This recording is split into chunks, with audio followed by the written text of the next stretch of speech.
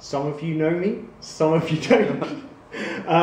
So yes, I'm Alistair. I'm going to be talking about making the most of being a one-man indie studio, which I am, and through the guise of telling you about my new game called Slamjet Stadium, which I shall show you. So this is Slamjet Stadium. It's my upcoming game for iPad. Multiplayer, very chaotic. You grab your players on their futuristic Slamjet hover bikes, you grab them with your fingers, you pull back to charge up their engines, and you launch them flying across the screen. And you're trying to hit the ball into your opponent's goal, they're trying to hit the ball into your goal. There's a lot of crazy traps and things. The arenas have stage hazards in them. Some of them, the goals change sides as the game goes on. There's wormholes, there's spinning saw blades and all stuff like that. You can also play against a computer. There's 3 different leagues that you can play in of increasing difficulty. I coded the AI myself, and that was quite fun to do. So the footage here is actually, this is the prototype from October. It's been improved quite a bit since. This was me showing it off at the Game City event in Nottingham, and that was really fun. I've done a few more live events since then, and I've just submitted the game to the App Store, so it should be out on March the 14th. I'm very excited about that. Well, I'm going to start. I've essentially thought in terms, when developing this game, thought in terms of what my strategy is as an indie developer to make the most of who I am, what I'm doing, and I think as a developer, you really do need to play the system differently to how you would if you were a big studio, a big publisher, with a lot of marketing money behind you, for example. And the primary thing behind that is you want to be able to create a lot of discussion. You want to get people talking about it. I always say that 100 people who know about your game isn't as good as one person talking about it. And in order to do that, you need to show what is unique, what is remarkable, what is memorable about this game, what makes it different, because there's other people who can sell same old much better than you can. It also helps you to have a message behind the game, so that the game it's not just a product, it comes with a belief system, it comes with a value to it, which I think as indies we almost have intrinsically, because we're saying, no, you don't need to be a big rich company to make video games, you can do it as a tiny little ragtag team. And part of that is getting personal, showing my own personality through my work, to get people excited about it. So what is the message for Slamjet Stadium? Well, Slamjet Stadium began after I made Greedy Bankers vs. the World, my previous game, which was a puzzle game with a local multiplayer component where players could steal from each other. And it really got into that in a big way, and I thought, oh, I really want to expand on this further. And for me, it got me thinking about games like Micro Machines. Now I remember I used to play Micro Machines 4-player on the Mega Drive with the J-Cart and everything, and that was really good fun. You had this experience where you're all sat around one screen and you're all laughing and having that fun experience together, and it's shared.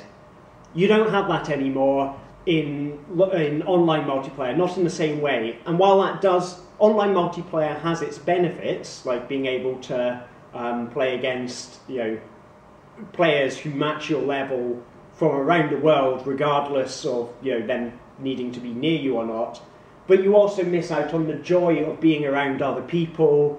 And so Slamjet Stadium for me was very much about making a game that can be best enjoyed with other people, where other people on the board are part of the game. You're getting in their way, they're getting in your way, you're finding ways around them, and that's part of the fun of it. In terms of the indie personality and the personal message and everything, I've talked already about how indies we do have a kind of a vibe around us, a kind of a message. We're also aspirational figures. There are a lot of people out there who want to do what you're doing, who want to be making games, who want to be making the game that they've always dreamed of. So, we can talk to them, we can put ourselves out, we can help them, we can advise them, we can show them what we're doing and say, you can do this too. And build up a sense of, yeah, I like what that guy's doing, we should, get behind it.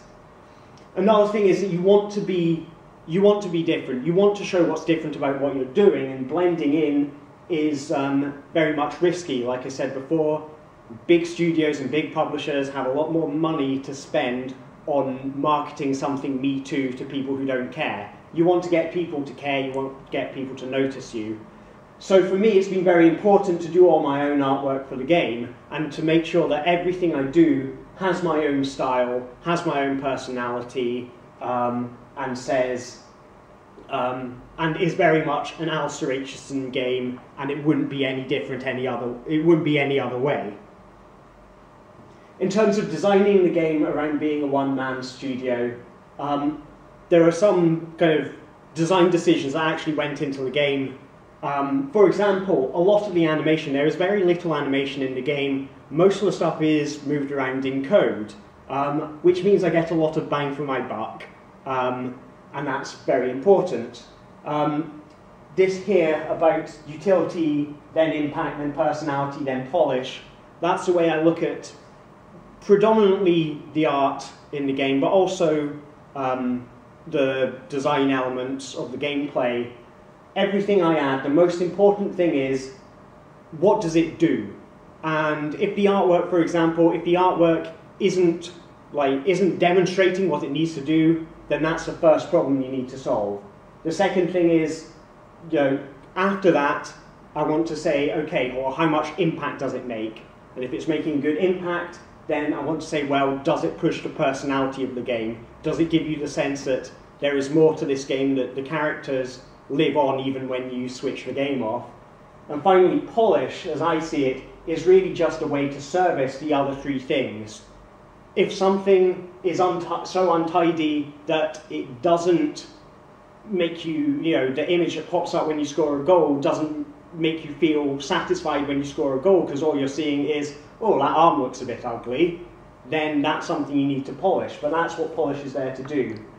The design of the game is very much fixed around that core experience of playing against a friend in an arena, and everything in the game is based around making that bit fun, rather than designing a game around, well, I'm going to have, say, 100 levels, and I'm going to have to design each one individually.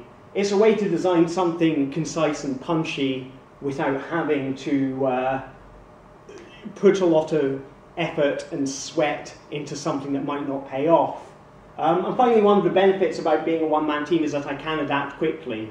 If I find something in the game that doesn't work properly, I can turn around to myself and say, fix it, and then I go and do it. I don't have to communicate it, I don't have to wait for anyone. So in many ways it does come with its benefits. So if you're working as a one-man team, you want to be able to embrace that. Finally, this image here, if anyone can hopefully recognise the song I'm referencing there, it's A Little Help from My Friends, which is one of the major things that I have find I've been able to leverage as a small indie studio.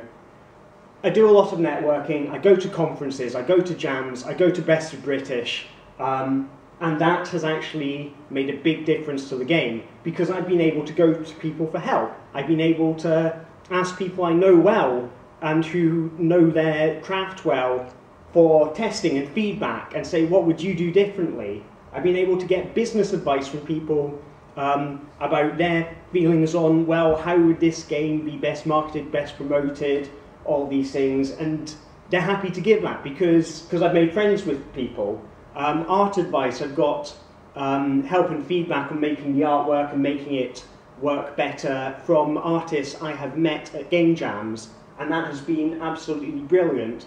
And finally, the press, another group of people who I feel like I've been able to make friends with through the process of promoting my previous game, Greedy Bankers, and also through meeting them at networking events, going to conferences, having a beer with them. I've got this game coming out, do you think your readers would be interested? And they say, sure, Ali, yeah, of course they would. I know your stuff is quite cool, so yeah.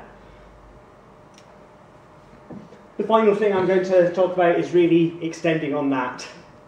Help me, Bob. You're my only hope.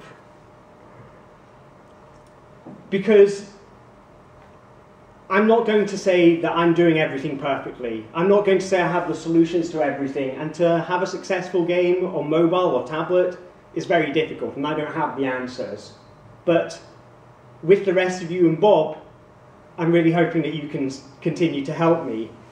If there are people who you know who can help me, people who know, press contacts within Apple or other important tastemakers, and you can pass me on to them, that would be brilliant. Is there anything I'm not doing right? Any missed opportunities? Anything you think, oh, you're not doing that? That would work really well for this game. Then please tell me, because I need your help. So the game's going to be out on the 14th of March. I'm really looking forward to getting out there, and I hope you've enjoyed hearing all about it.